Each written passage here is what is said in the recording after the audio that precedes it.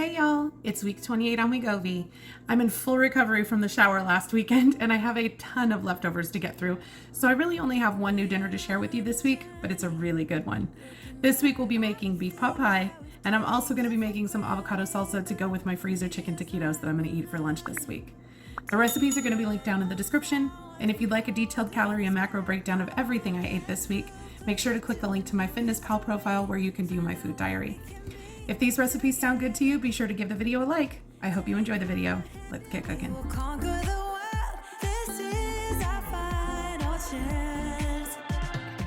All right, I'm getting ready to start on this beef pot pie. So I need some Worcestershire, soy sauce, mushrooms, tomato paste, an onion. Egg is just for egg wash for the pie crust. Some carrots, a roast. Recipe called for chuck roast. This is recipe called for chuck eye roast. This is chuck shoulder because that's what was on sale. I've got some sugar and flour back here and some garlic. This is beef bouillon powder. Recipe calls for beef broth plus better than bouillon. It also calls for red wine, which I don't really cook with wine much because I'm not a huge fan of the flavor. So I'm just going to be doubling up on the beef broth. Some pie crusts, bay leaf, thyme, oil, salt, and pepper. Let's get started. All right, so I'm going to be making a few modifications as usual. This recipe is telling me to use 2 tablespoons of oil to brown this beef, which I feel like is completely unnecessary. This is maybe a tablespoon. I've been preheating this pan and it's a little on the warm side, so I'm taking half of my beef and adding it to this pan. It's been seasoned with salt and pepper. And I took the fattier pieces and we're going to put them in a single layer to brown. Got a little bit of extra room, so I'm going to probably add a couple more pieces here.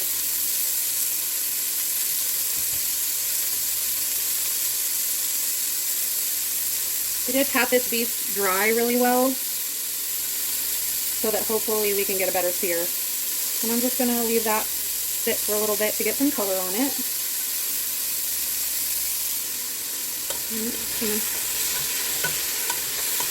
Toss these around to let them get brown on their other side. Working on getting some deeper color on this, so just going to keep on going until I see some caramelization.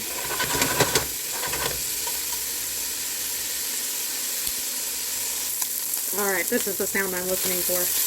There we go. I'm going to let it go just a little bit longer to get some more of that on all sides. And then we're going to take it out of the pan. And she only has us browning half the beef. So I'm going to do what she says. And we'll see how it goes. Come on, friend. Alright, this is looking real good. And against every bone in my body, I'm going to take this and put it with the uncooked beef, like I was told.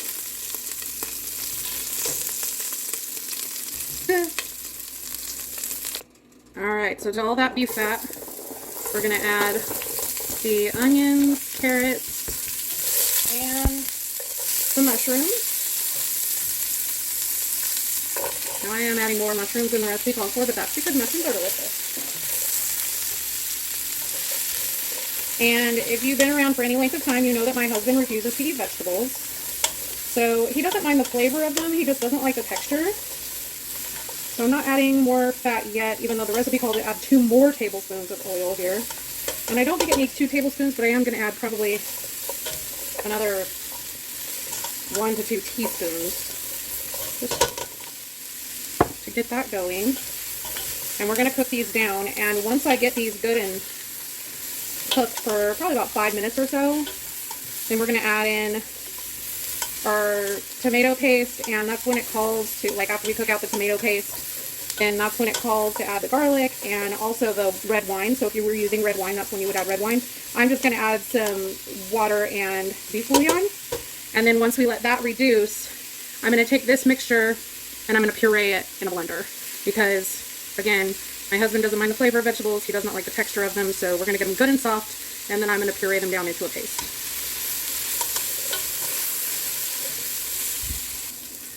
Alright, so these have been cooking for quite a while. They've now picked up some color. You can see they've cooked down.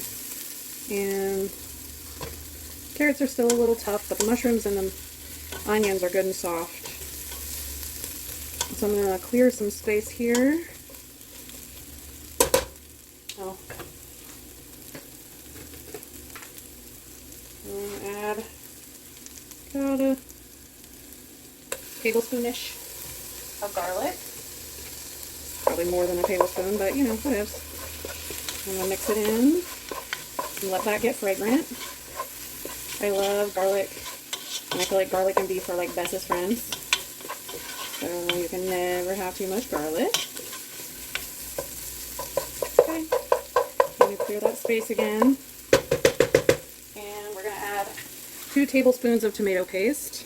When possible, you always want to cook your tomato paste out. It kind of has that real tinny tomato taste, so you kind of want to stir it around and let it cook until it darkens in color.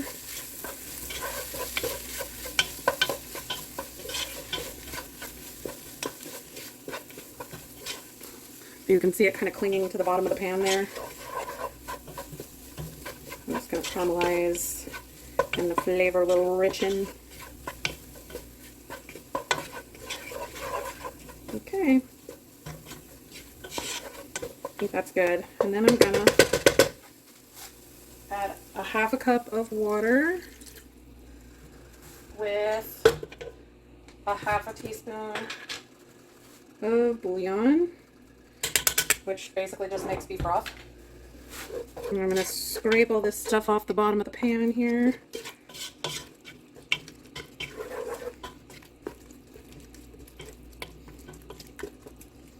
And we're going to let that go until the veggies are softened the rest of the way and that water kind of reduces.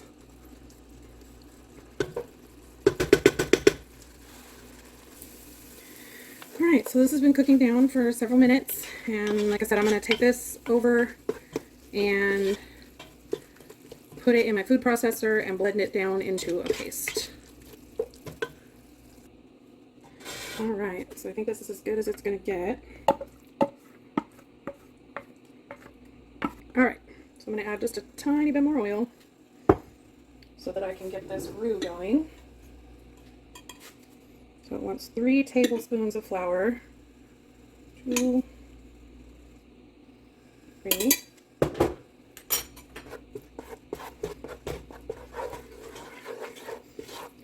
And because I did this as a paste instead of just letting it be like a brothy thing, I don't think it's going to need as much thickening because that paste is going to serve to thicken.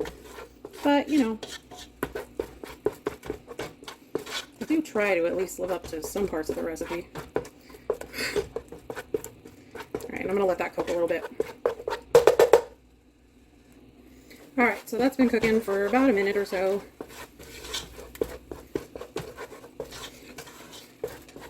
Now I'm going to do, because I'm not doing beef broth and bouillon, I'm just doing all bouillon. So I'm going to do 2 cups of water and 2 teaspoons of bouillon.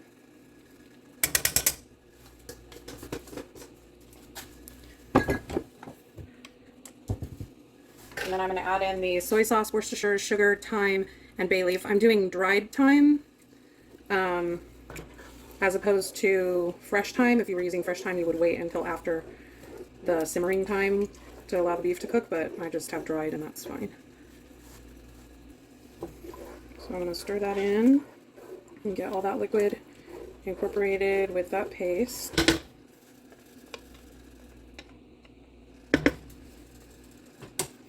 In here with a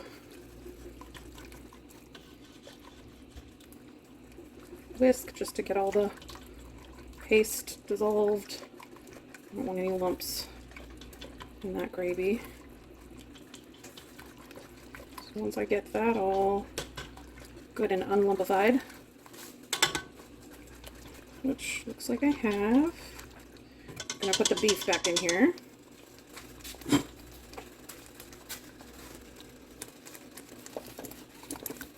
Both the browned and the raw beef. We're gonna stir that up. I'm gonna stick this in the 350-degree oven for about an hour and a half, and then I'm going to check on it to make sure that the beef is tender. I'm going to pull this out and check the beef. I've had it going for about an hour. Oh, my glasses. All right. Let's see how we're doing. Yeah, this doesn't look done yet. The beef is still a little tough, so I'm going to put the lid back on and stick it back in the oven for another probably 30 minutes or so.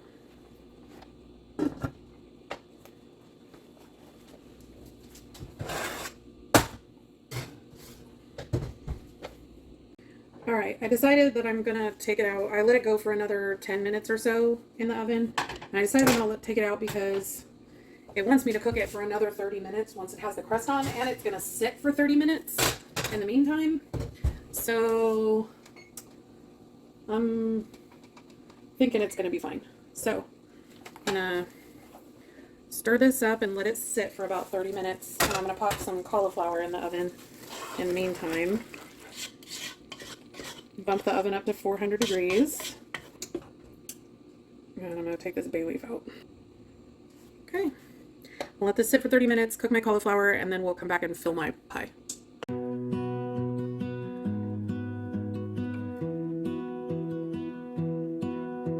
I lose my breath whenever I see you. You stole my heart, what is it that you do? Great till you added colors. Like the moon needs the sun, we don't care about the others. You set my world on fire. You're my heart's desire. Alright, we're gonna taste this beef pot pie.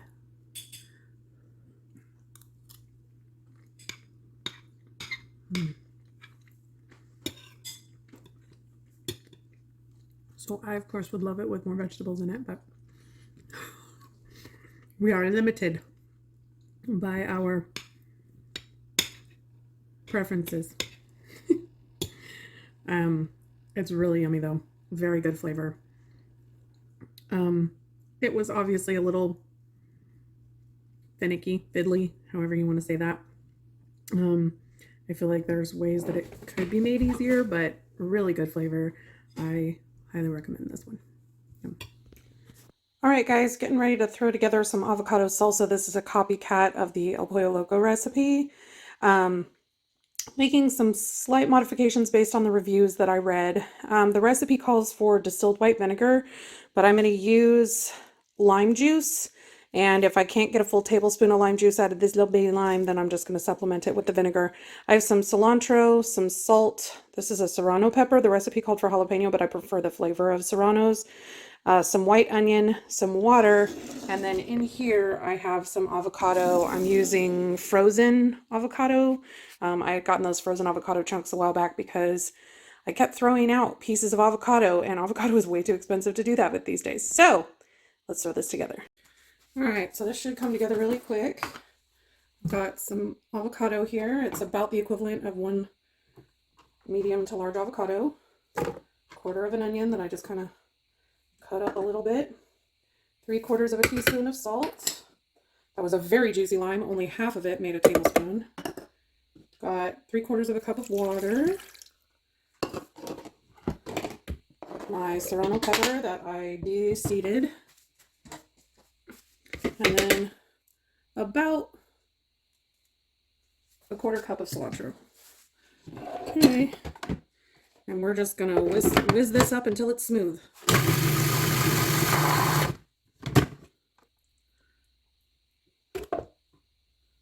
Just gonna taste test that real quick for salt. Scrape down the sides first.